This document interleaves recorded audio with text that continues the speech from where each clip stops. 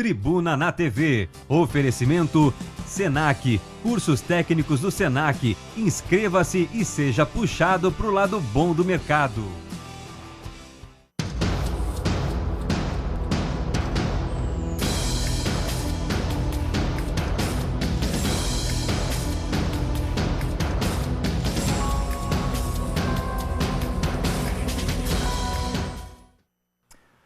Olá, boa tarde. Você que está acompanhando a nossa emissora, a TV MCA, Canal 6, em Itajaí, Itapeme, navegante pela Via Cabo. Você que está nos acompanhando pela internet, tvmca.com.br.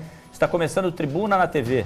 3046-3086 é o telefone para você interagir com a gente durante o programa ao vivo.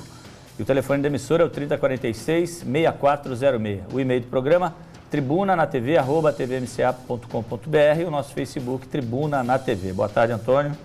Boa tarde, Joaquim Lacerda. Lembra da aposta que fizemos aqui no transcurso dessa semana com relação ao voto do ministro mais velho, mais antigo Sorte tua que do não perdeu Supremo? mais uma vez o braço. Não, eu vou Já dizer perdeu aquilo tantas que o vezes. Alfredo Costa sempre dizia: eu conheço os meus canários, meu amigo. Conhece. Eu tenho idade suficiente para dizer o que eu vou dizer aqui agora nesse instante. Eu sou de uma época que o Supremo era tido e havido como sério. Depois do Supremo, só Deus. Agora é um reduto de barganhas e de acertos. A Casa da Justiça Máxima do Brasil virou uma casa de negociação. E eu apostei convicto de que realmente iria acontecer o que aconteceu. Meu braço está aqui. Eu conheço meus canários. Olha, hoje tem a participação do Dr. Bortolato, o quadro Pergunte ao Doutor, aqui no nosso Tribuna na TV.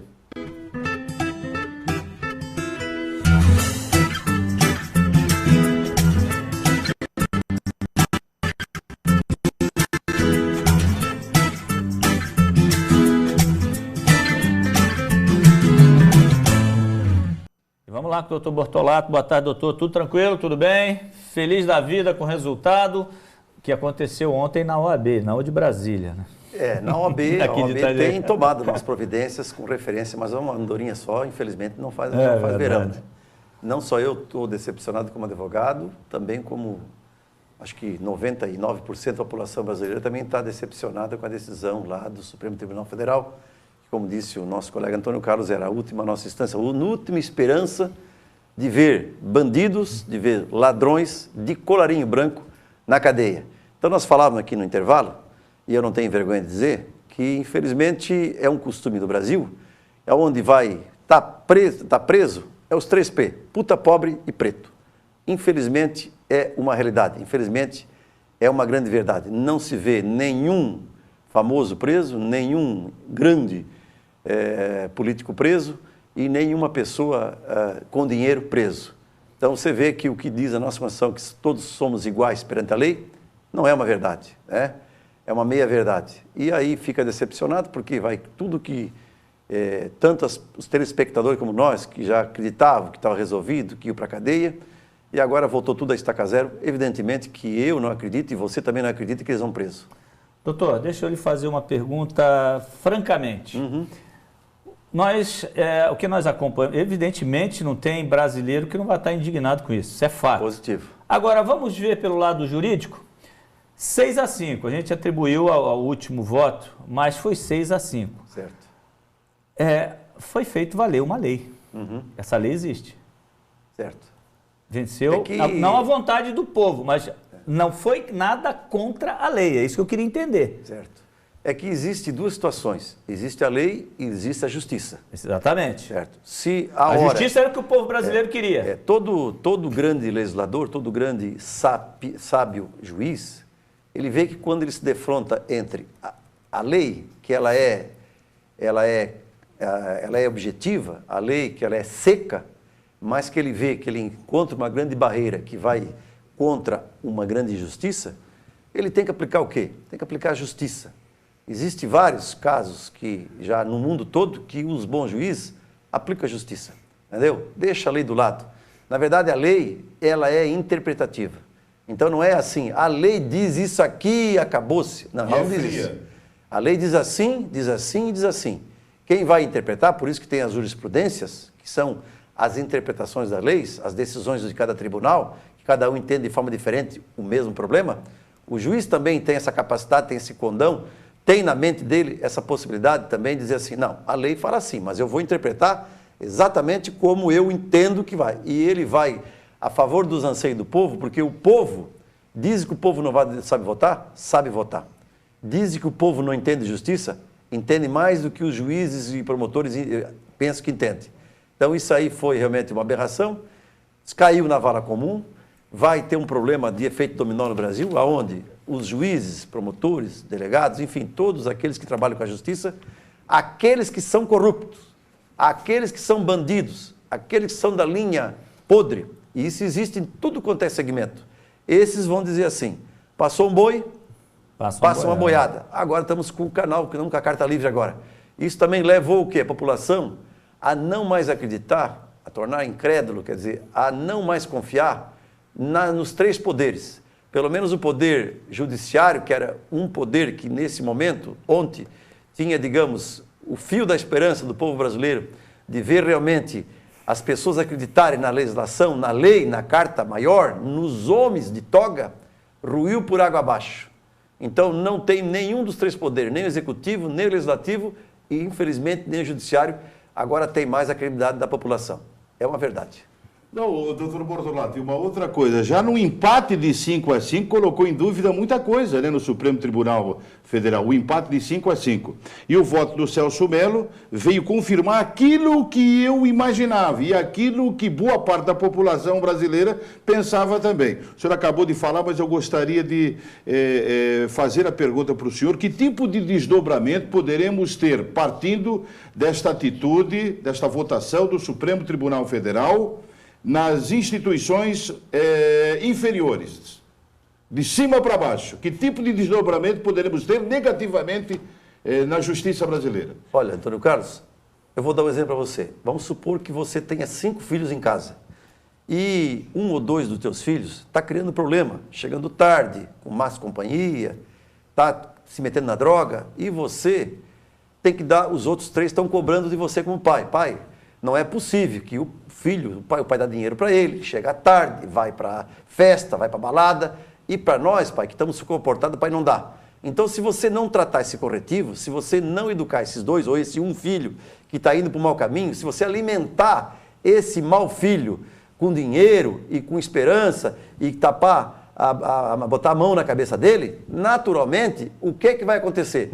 Os outros 2 ou 3 filhos que são bons, eles poderão também seguir o mesmo caminho. Ah, é? Já que o pai, então, não está dando exemplo, então nós vamos também seguir o mesmo caminho. Eu vou chegar tarde, eu também vou fumar, vou com má companhia, etc. e tal. Então, você tem que dar tudo na vida. Se você não der um exemplo, você não pode pedir, não pode colher os frutos. E o que vai acontecer? É natural que se o pai não deu exemplo, ele não vai poder exigir dos outros agora também.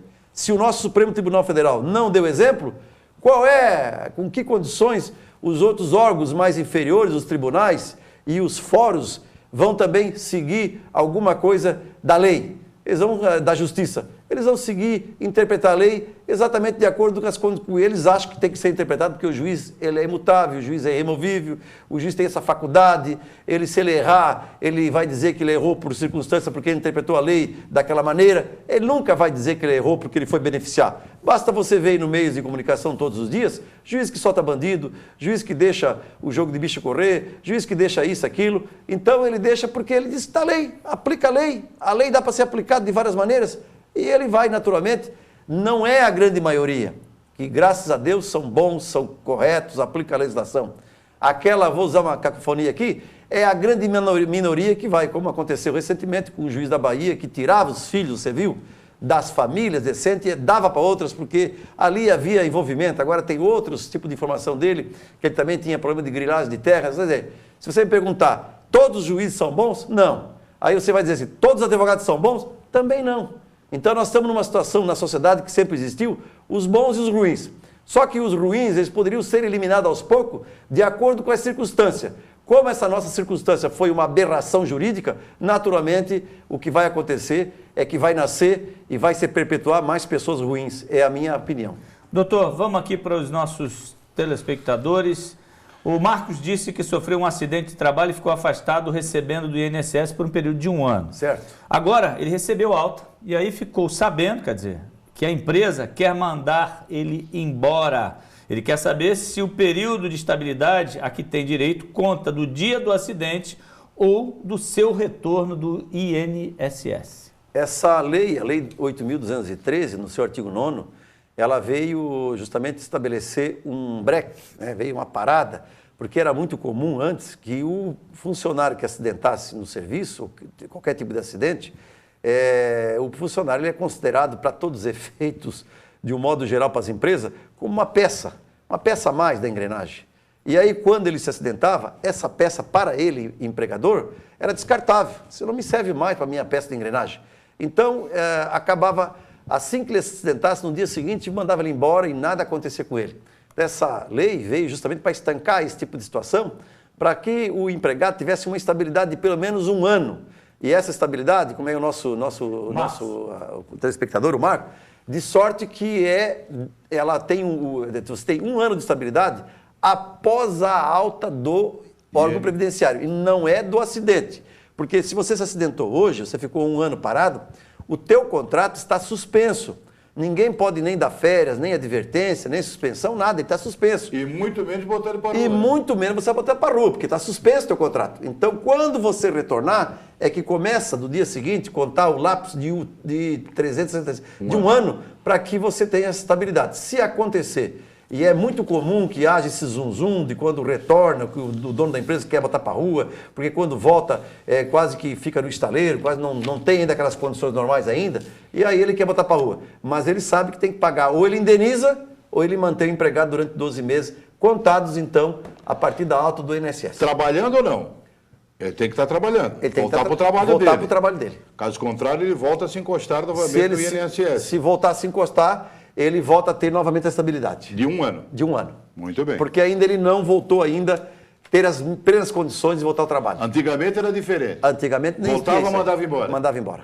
Pobre empregado. Doutor, nós temos que fazer o nosso primeiro intervalo e voltamos na sequência, continuando aí com Pergunte ao Doutor, um instante só.